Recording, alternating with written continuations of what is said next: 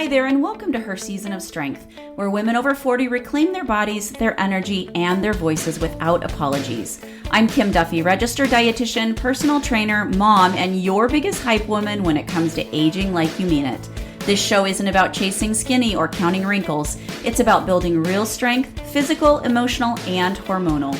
Each week, I'll share straight-talking nutrition tips, sustainable fitness strategies, and conversations that help you feel powerful in your skin once again. Menopause isn't an ending, it's only the beginning. This is your season of strength. Hello, and welcome back to Her Season of Strength, and welcome to the month of March. I'm recording this on March 6th, but it will go out on the 12th, and I can't believe it's already March. We kind of blew through this winter season, and I'm super excited because the weather up here in Minnesota is starting to get a little bit warmer. It's been a little rainy, kind of gloomy today, but no snow, no ice. I'm okay with that. And I had a birthday earlier this week. I'm officially 55. So thank you for everybody who reached out and wished me happy birthday. I appreciate it. So today, I want to tell you a little story about me growing up. I had what most people would call a pear-shaped body. My hips, my thighs were always curvier. They were always a larger part of me. I had a smaller waist and I had a smaller chest. And if I gained weight, it almost always showed up on my thighs or my butt. For a long time, I just kind of assumed this was my body type, right? End of story. But then somewhere in my 40s, something started to change. I just noticed that my waistline started to get a little wider. My shape became a little bit less pear and more kind of straight up and down, especially when I started really strength training too, because I started doing a lot more core work and I know that I was stronger for sure. But I remember thinking kind of what's going on here? I'm not eating much differently. I'm not exercising much differently. I had really bumped up the strength training. So I was like, okay, maybe this is just what it is.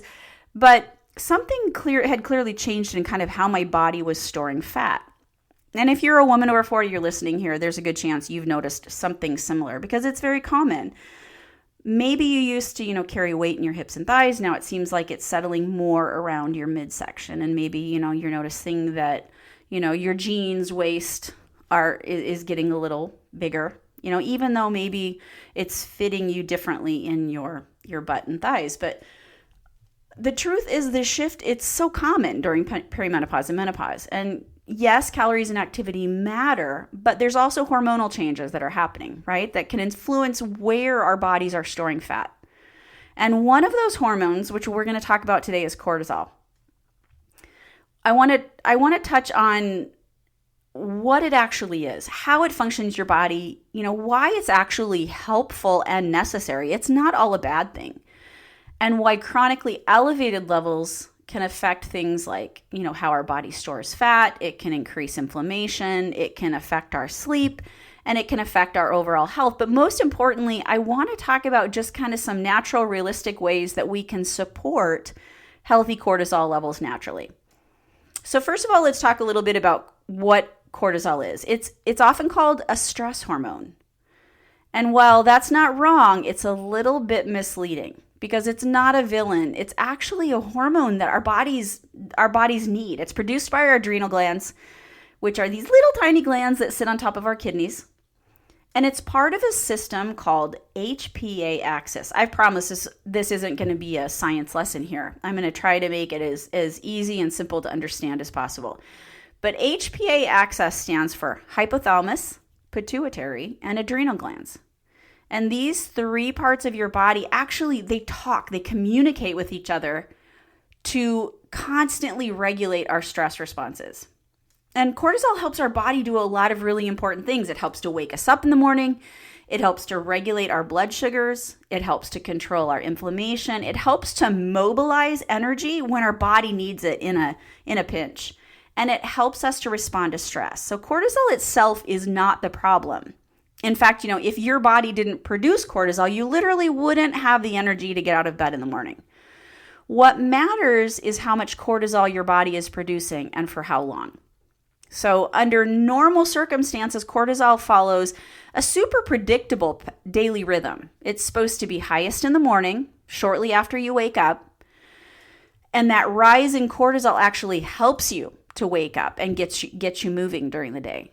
So, and then throughout the day, we see those cortisol levels slowly decline. And by evening and bedtime, cortisol should be relatively low so that our bodies can really kind of relax and prepare for sleep. So ideally, we want higher cortisol levels in the morning, gradually lowering throughout the day, and lower cortisol at night. But stress can totally disrupt that rhythm. And when stress becomes chronic, even if it's low-level stress, chronic, our cortisol can stay elevated for longer periods of time. Now, let's add on hormonal changes once, women become, 40 or so. You might be balancing work responsibilities, family life, possibly caring for aging parents, managing relationships, and dealing with just, all the daily demands of life. And you add to that hormonal changes of, perimenopause and menopause. And during this time, estrogen and progesterone levels fluctuate and eventually decline to where they're nil. And those changes, they affect our sleep, they affect our mood stability, they affect our energy levels, and even how sensitive your body is to stress. So when sleep gets disrupted and stress levels are high, cortisol can remain elevated more often. And over time, that can really affect several aspects of your health. So, if you're feeling as your hormones are starting to change, if you're just like, oh my gosh, why do I just feel like I'm always kind of go, and having a harder time recovering from the high stress, it's not your imagination. It's definitely, it's what's going on in your body, plus that additional stress that's harder for your body to handle as well as it did before. Those chronically elevated cortisol levels, they can influence our bodies in a few different ways. One of the things people notice mostly is changes in fat distribution. So cortisol can increase our visceral fat. So that's that fat that we hold around like our abdomen and around our like vital organs. And it can also increase our insulin resistance. And we know you've heard me talk so many times on other episodes about how insulin resistance increases with perimenopause and menopause. We're just less sensitive to insulin, so we can start to see those blood sugars get a little bit more variable. And that makes it easier for the body to store fat and harder to access the stored fat for energy. So next thing is high cortisol can also influence our appetite. So when our levels are high, people often experience stronger cravings for sugary or high carb foods.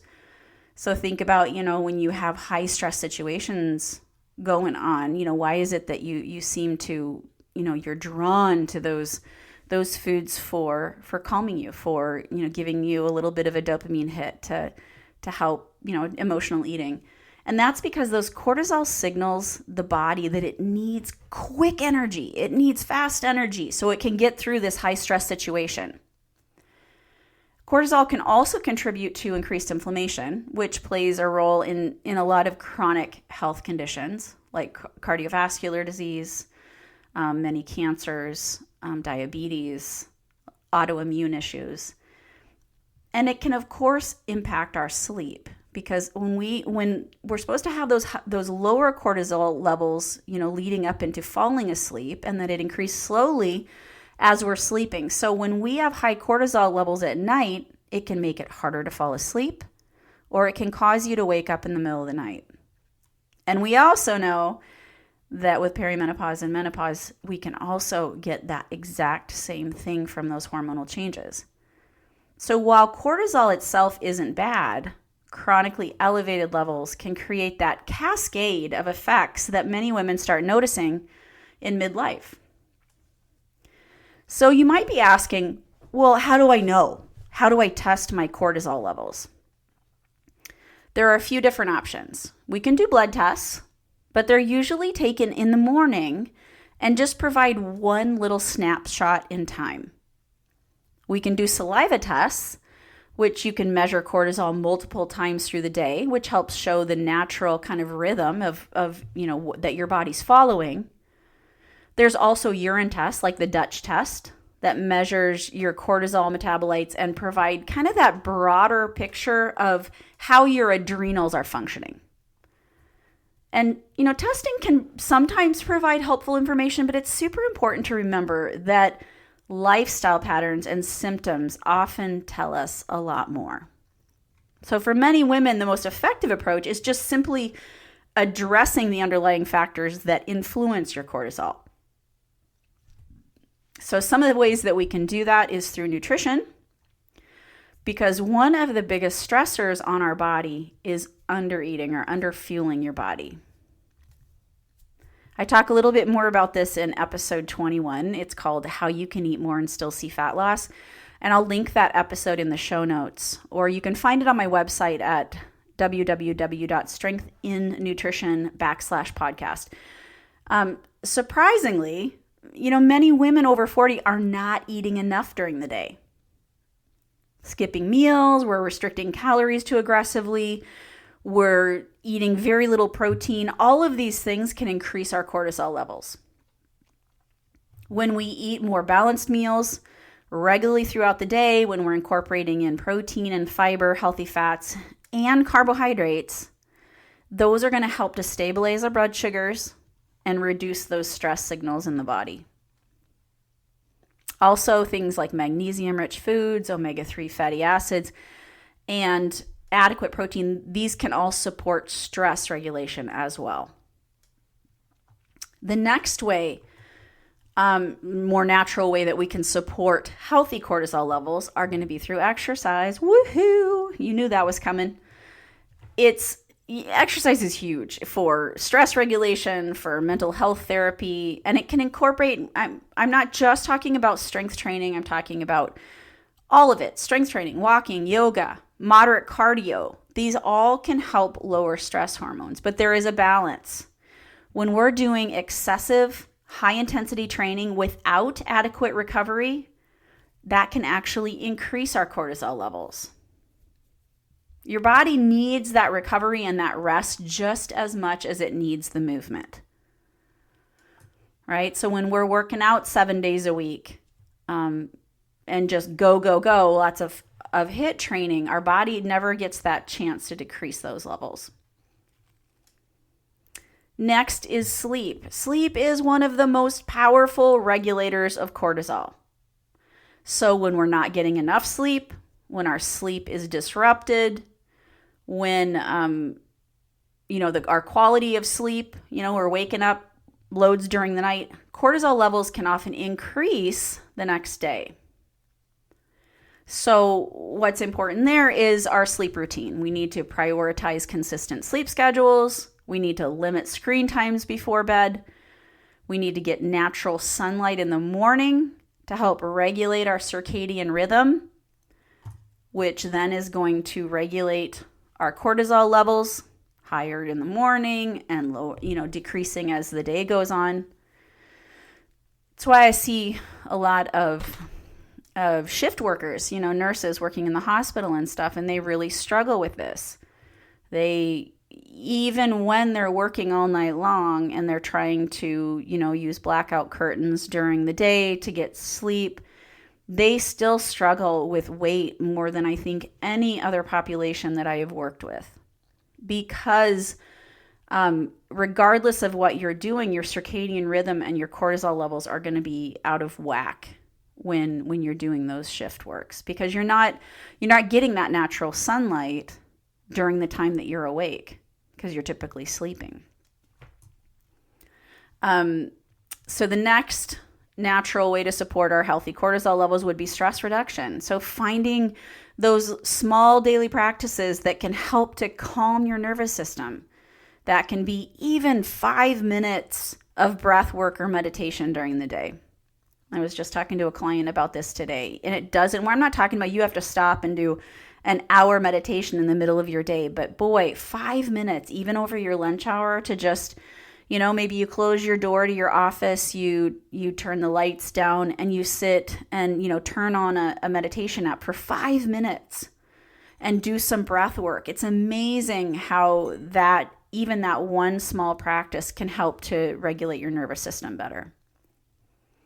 That deep breathing is so important just because how often are we running through the day, going from activity to activity or work thing to work thing, just taking these short breaths. Do you ever think about that? Of like, I'm going to stop here and I'm just going to fill my lungs with breath in and out and in and out and in and out, and how cleansing that can feel. You know, we're running throughout the day in this shallow breathing. We're not even thinking about it. We're not allowing our body that time to just be able to recover. Some people might use prayer, and that's totally, personal preference. Other people journal. That can be powerful. Even keeping a little journal by your bedside.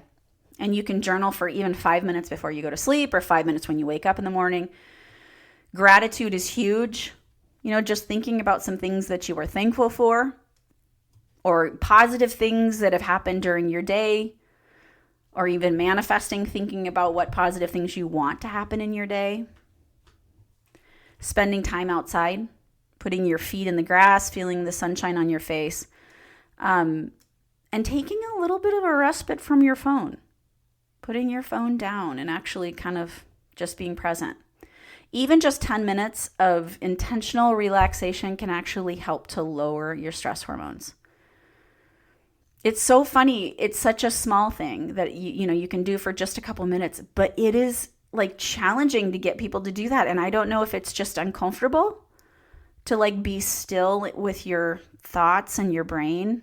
And I know it can be challenging to actually still your thoughts and your brain when you are doing these things. It's like, oh gosh, okay. Stop thinking about all the things you need to do yet today.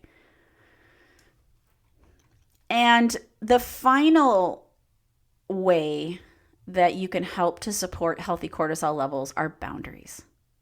Sometimes the biggest cortisol reducer is learning to say no. Many women reach midlife and they realize that they have spent decades taking care of everyone else. So setting boundaries around time, around commitments, around expectations can dramatically reduce chronic stress. Now everybody's going to go home and be like, Kim told me to tell you no, I can't do this, no, I can't do that. But you know what? It's okay. You can blame me.